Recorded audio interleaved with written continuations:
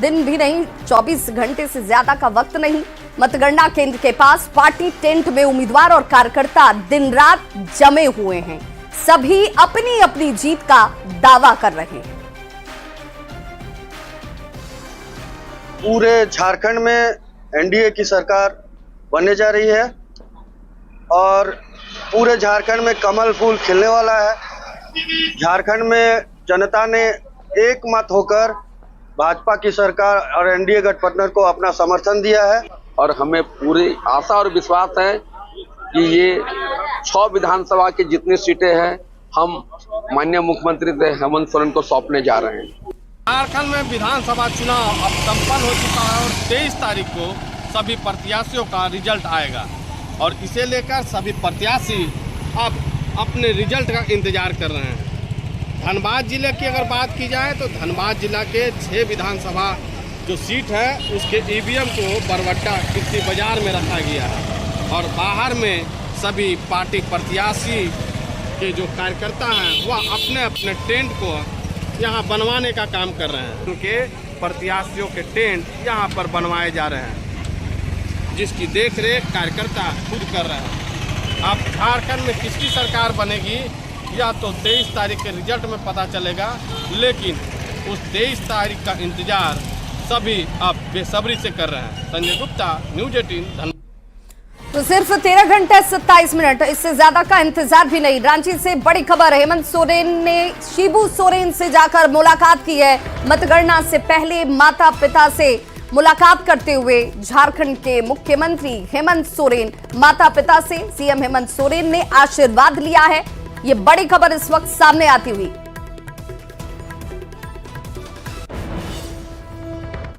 तो रांची विधानसभा सीट से बीजेपी प्रत्याशी सीपी सिंह कल के दिन का बेसब्री से इंतजार कर रहे हैं। काउंटिंग से एक दिन पहले न्यूज 18 से खास बातचीत में सीपी सिंह ने कहा कि कल सिर्फ उन्हें सर्टिफिकेट लेने पंडरा जाना है। रांची विधानसभा सीट से बीजेपी प्रत्याशी सीपी सिंह से क्या कुछ बात की न्यूज 18 संवाददाता संजय कुमार सिन्हा ने, आप भी सुनिए। नेता कितनी ही बार चुनाव क्यों न लड़ ले, लेकिन जब प्रत्याशी बनकर चुनाव लड़ता है तो रिजल्ट के इंतजार में धड़कनें कितनी बढ़ती है, इसका स्वाद रांची विधानसभा सीट से बीजेपी प्रत्याशी 6 बार देख चुके हैं। अरे सर, 6 बार आपने चुनाव लड़ा, 6 बार आप जीते भी, लेकिन जब भी परीक्षा देते हैं तो रिजल्ट को लेकर धड़कनें तो तेज होती ही है। कल रिजल्ट आ रहा है। देखिए, हर परीक्षार्थी जब परीक्षा देता है तो स्वाभाविक रूप से उसकी धड़कनें तेज होती है और सिर्फ परीक्षार्थी का नहीं बल्कि परीक्षार्थी के परिवार का भी, माता हो, पिता हो, भाई हो, बहन हो। तो हम लोग के लिए तो कार्यकर्ता ही परिवार है, तो कार्यकर्ताओं की भी धड़कनें तेज होती है। यही रात अंतिम, यही रात भारी, करवटों में गुजर रही नींद हमारी सारी। कुछ तो नहीं, मैं तो करवट में गुजरती नहीं है मेरी। मैं तो देखिए, मेरी आदत है कि जब मैं बेड पर जाता हूँ तो सबसे पहले बीच में सीधा सोता हूँ, फिर उसके बाद दायां करवट सोता हूँ और अंतिम बार बायां करवट लेने के बाद फिर नींद आ जाती है। फिर क्या है बीच में कुछ पता नहीं चलता है। जेएमएम से यहाँ रांची विधानसभा सीट से जो आपको टक्कर दे रही है महुआ मांझी जी, जाहिर है कि वो भी इसी तरह के, एक कह सकते हैं कि दावों के साथ हैं और इसी तरह की उम्मीद के साथ हैं, जिस उम्मीद के साथ आप बैठे हैं। अब उनका क्या हाल है, क्या चाल है, वो कौन सा करवट लेती है, नहीं लेती हैं, मुझे नहीं पता है भाई। मैं अपना जानता हूँ, दूसरे के बारे में मैं नहीं जानता हूँ। तो पूजा सारा नहीं, तुम अभी जीते नहीं और मैं अभी हारा नहीं। कैमरामैन अपू पाठक के साथ संजय कुमार सिन्हा, न्यूज 18 रांची। पलामू में 5 विधानसभा सीट के लिए कल सुबह 8 बजे से मतगणना की शुरुआत हो जाएगी। मेदिनीनगर के जीएलए कॉलेज कैंपस में बने नए भवन में मतगणना का काम होगा, जिसे लेकर प्रशासन की ओर से तैयारियां पूरी कर ली गई हैं। बता दें कि इसी कैंपस में पांकी, डाल्टनगंज, विश्रामपुर, छतरपुर और हुसैनाबाद विधानसभा सीट के लिए वोट की काउंटिंग होने वाली है। क्या कुछ तैयारी यहां की गई है, जानकारी दे रहे हैं न्यूज 18 संवाददाता नील कमल। मैं इस वक्त मौजूद हूं मेदिनी नगर के जीएलए कॉलेज कैंपस में, जहां ठीक आप देख सकते हैं कि यहां पे मतगणना केंद्र बनाए गए हैं। इसी बिल्डिंग में आपको बता दूं कि 5 विधानसभा सीट के लिए मतगणना केंद्र बनाए गए हैं। आप ठीक देख सकते हैं कि यहाँ पे हुसैनाबाद विधानसभा सीट के लिए मतगणना होगा, जबकि इसी बिल्डिंग के अलग अलग हिस्से में अलग अलग विधानसभा क्षेत्र के लिए मतगणना सेंटर बनाए गए हैं। आप देख सकते हैं कि यहाँ पे किस तरह से ये हुसैनाबाद का मतगणना केंद्र है, जहाँ पे अंदर की तस्वीरें मैं दिखाने की कोशिश करूंगा। किस तरह से टेबल यहाँ पे बनाए गए हैं और ठीक उसके पास में नेट के बाहर जो है वो प्रत्याशियों के जो एजेंट है वो यहाँ पे रहेंगे। इसको लेकर के यहाँ पे ये प्रशासन की टीम, खास करके जो जिला निर्वाचन पदाधिकारी हैं, वो लगातार प्रॉपर मॉनिटरिंग कर रहे हैं। 9 नवंबर को सुबह 8 बजे से मतगणना का कार्य शुरू हो जाएगा और जैसे जैसे मतगणना का कार्य चलेगा वैसे वैसे जो प्रत्याशी हैं उनका किस्मत का फैसला जो है ईवीएम से बाहर निकलेगा। नीलकमल, न्यूज़ 18 पलामू। जमशेदपुर के कोऑपरेटिव कॉलेज में मतगणना केंद्र बनाया गया और यहां पूर्वी सिंहभूम के 6 विधानसभा क्षेत्र के मतों की गिनती होगी। सुबह 8 बजे से पोस्टल बैलेट है फिर वहां सबसे पहले शुरुआत होगी, फिर 8:30 बजे का वक्त होगा जब ईवीएम के वोटों की गिनती शुरू कर दी जाएगी।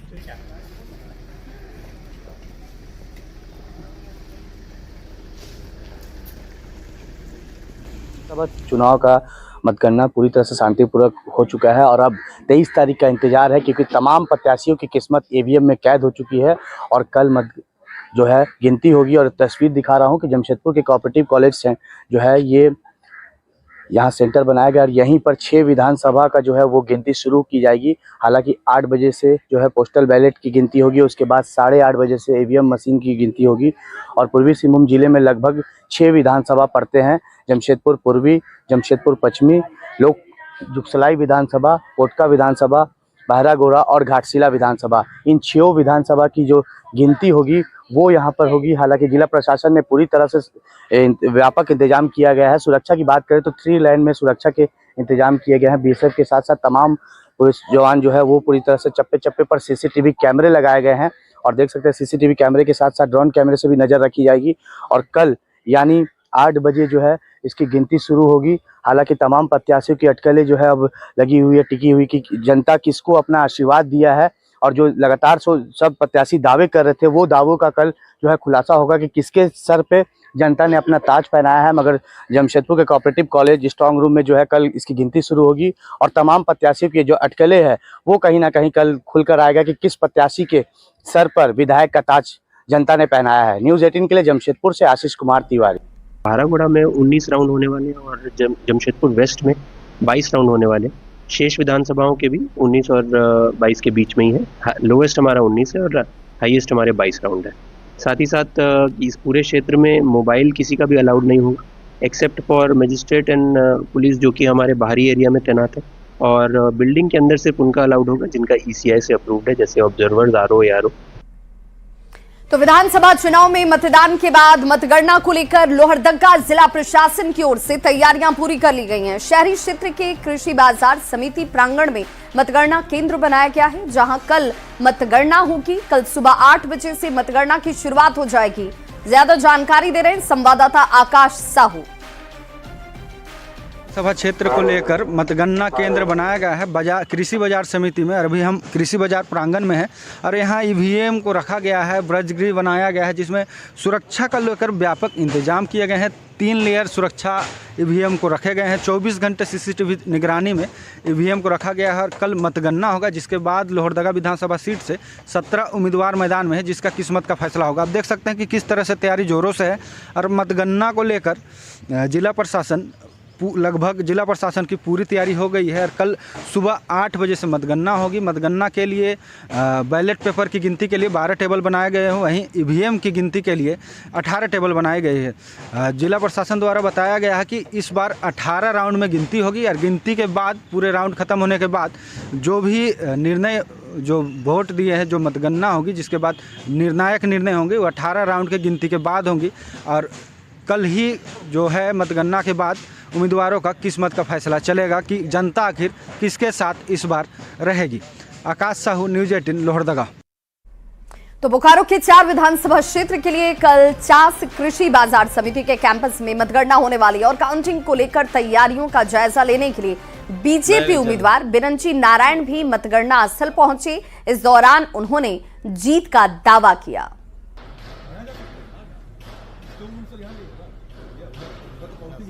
जिला प्रशासन अपनी तैयारी कर रहा है।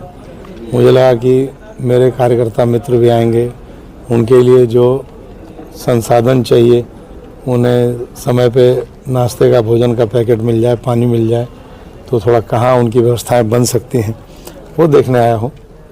और पूरा विश्वास है कि यहाँ से कमल खिलेगा, एक बड़ा सा कमल जो झारखंड की सरकार बनाने में अपनी भूमिका निभाएगा। तो गुमला में चुनाव संपन्न होने के बाद कल यानी कि 23 नवंबर को मतों की गिनती होनी है। इसे लेकर गुमला के 3 सीटों जिसमें गुमला, सिसई और विशुनपुर विधानसभा के मतों की गिनती गुमला के पॉलिटेक्निक कॉलेज में सुबह 8 बजे से की जाएगी। मतगणना केंद्र का जायजा लिया न्यूज़ 18 संवाददाता रूपेश भगत ने। जो है शांतिपूर्ण संपन्न हो चुके हैं। इसके साथ ही बता दें, अब सभी राजनीतिक दलों की जो नजर है वो कल है 23 तारीख को झारखंड में चुनाव के नतीजे आने हैं। इसी के तहत गुमला में भी आपको बता दें 3 सीटों पर मतदान हुआ था 13 तारीख को। गुमला, सिसई व बिशनपुर के सीट पे चुनाव हुआ था, तो उसकी जो प्रक्रिया संपन्न होने के बाद गुमला के पॉलिटेक्निक कॉलेज स्थित प्रेक्षागृह में सभी ईवीएम मशीनों को ला करके रखा गया है। कड़ी सुरक्षा व्यवस्था के बीच में आप देख सकते हैं अर्धसैनिक बलों की टुकड़ी यहाँ पे लगाई गई है। यहाँ पे जो सुरक्षा व्यवस्था की बात करें तो 3 लेयर में इस सुरक्षा व्यवस्था को चारों ओर से कवर किया गया है। यहाँ पर आप देख सकते हैं जो सुरक्षा बल के जवान हैं वो लगातार 24 घंटा यहाँ पे मुस्तैद रहते हैं। और आपको बता दें कल की जो यहाँ पे रहेगी सुबह 8 बजे से वोटों की गिनती की शुरुआत हो जाएगी। 18 टेबलों पर 18 राउंड की गिनती होगी और सुबह 8 बजे से जो प्रक्रिया है वो शुरू हो जाएगी। तो देख सकते हैं जो तैयारी है वो प्रशासन के द्वारा भी पूरी कर ली गई है। इंतजार है तो कल सिर्फ सुबह का 8 बजे और जो काउंटिंग की प्रक्रिया है वो उसकी शुरुआत हो जाएगी। और बता दें 9 बजते बजते जो पहला रुझान है वो आना शुरुआत हो जाएगा। और एक तरह से बोल सकते हैं जो आज की रात होगी वो कयामत की रात होगी राजनीतिक दलों के लिए। रूपेश कुमार भगत, न्यूज़ 18। तो गढ़वा और भवनाथपुर विधानसभा के मतगणना को लेकर गढ़वा बाजार समिति में तमाम तैयारियां पूरी कर ली गई हैं। ऑब्जर्वर के साथ साथ डीसी और एसपी ने मतगणना स्थल का जायजा लिया। डीसी ने लोगों से शांतिपूर्ण तरीके से मतगणना को संपन्न कराने की अपील की। वहाँ पे मतगणना हॉल बनाया गया है। इसके लिए पुलिस की तरफ से फुल प्रूफ तैयारी है। जो हम लोग 3 लेयर का सिक्योरिटी है उसको रखेंगे। और जो बाजार समिति का जो मेन गेट है सबसे पहला हमारा फ्रिस्किंग वहीं होगा। जिनके पास होगा वही उस गेट से अंदर जा पाएंगे, बिना पास वाले उस गेट से नहीं जाएंगे। हम लोग सुरक्षा के जो भी उपाय हैं DFMD, HHMD वो सारा चीज़ हम लोग लगा रहे हैं। कल कर पाएँ, बहुत बड़ा महापर्व है। आप लोगों से अपील करते हैं कि थोड़ा जनता जनार्दन को भी इस बारे में बताएं। सिर्फ और सिर्फ पास होल्डर्स ही कैंपस में अलाउड है। Other than pass holders are not allowed in this premise. अच्छे तरीके से हम लोग करवा पाए, ट्रांसपेरेंट होता है।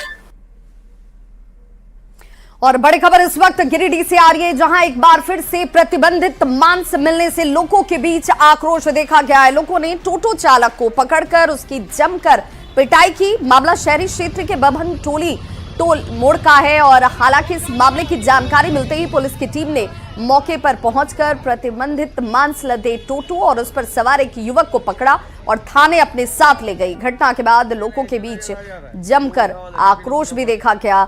भारी नाराजगी लोगों ने इसके लेकर जाहिर की।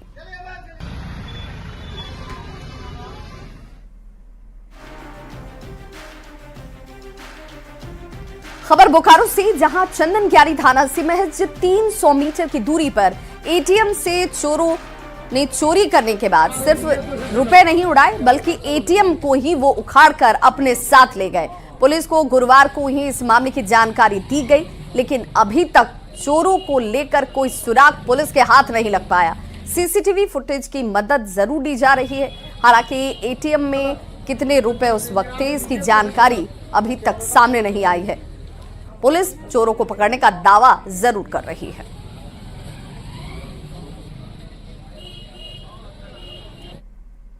वहीं गिरिडीह में अवैध लॉटरी कारोबार खूब फल फूल रहा है। देखा जाए तो इस तरह के कारोबार से जुड़े लोग जो हैं वो बहुतायत नजर आते हैं। बगोदर प्रखंड समेत पूरे जिले में रोजाना 1 करोड़ से अधिक की लॉटरी खेली जा रही है। करोड़पति और लखपति बनने के लालच में कई लोग इस माया जाल में फंसकर बर्बाद हो रहे हैं। बताया जाता है कि अवैध लॉटरी बांग्लादेश से आसनसोल होते हुए गिरिडीह तक पहुंचती है। हालांकि लॉटरी पर नागालैंड स्टेट लॉटरी लिखा हुआ है। इस खबर पर ज्यादा जानकारी जो है वो अभी इस वक्त पुलिस की तरफ से निकाली जा रही है। झारखंड में विधानसभा चुनाव का परिणाम शनिवार यानी कि कल आना है। चुनावी शह और मात के खेल में इस बार महिला मतदाताओं पर सबकी निगाहें टिकी हैं। पुरुषों के मुकाबले महिलाओं के अधिक मतदान प्रतिशत ने सत्ता पक्ष और विपक्ष दोनों की धड़कनों को बढ़ा दिया है। सवाल यहीं से और सवाल ये कि आखिर किसको मिला है झारखंड की आधी आबादी का आशीर्वाद। देखिए इस रिपोर्ट के साथ।